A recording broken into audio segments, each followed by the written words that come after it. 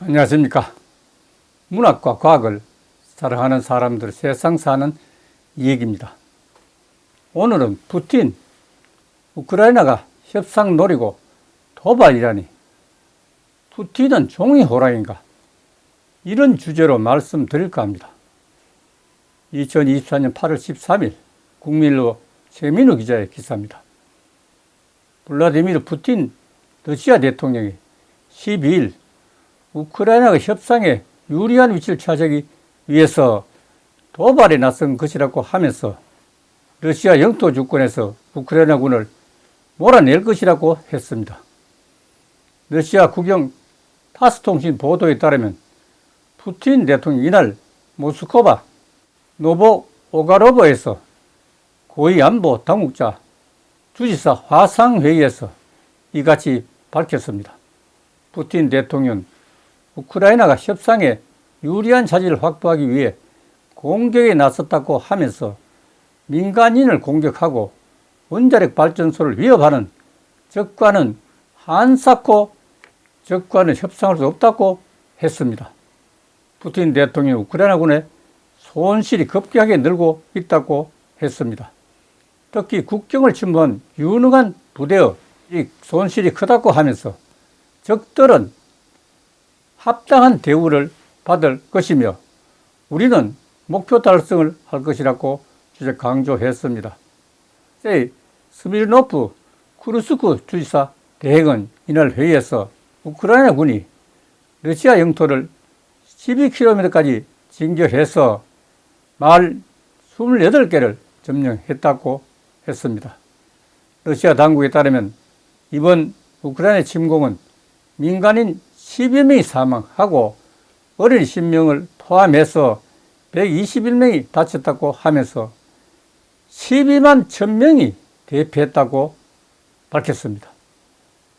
6.1 전쟁 중에서 민간인 12명이 사망했다. 이게 말이 안 되죠. 그리고 그렇다고 해서 12만 1000명이 대피했다. 이것도 말이 안 되죠. 12만 1000명이 얼마입니까? 막대한 주민을 어떻게 어디로 대피했는지도 묻지 않을 수가 없습니다.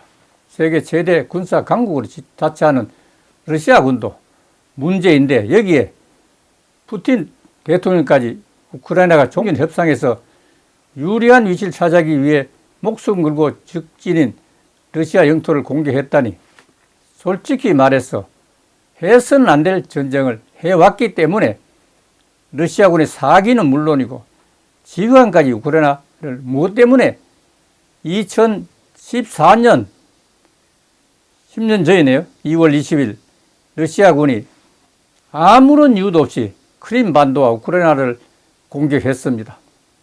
거기다가 러시아군이 다시 2022년 2월 24일 2차 우크라이나를 침공해서 지금 전쟁 중에 있습니다. 이건 정말 명분없는 전쟁이 분명하지 않습니까? 그러니 러시아군의 사이가 떨어질 수밖에 없습니다. 우크라이나군은 러시아군의 사이가 떨어진 것을 간파하고 지난 8월 6일 우크라이나는 개전 2년 6개월 만에 처음으로 러시아 본토를 공격하기 시작했습니다. 우크라이나군은 러시아 본토 침공 일주일째, 그러니까 8월 12일 쿠르스크주와 인접한 벨고로드 주까지 전선을 넓혀 나갔습니다.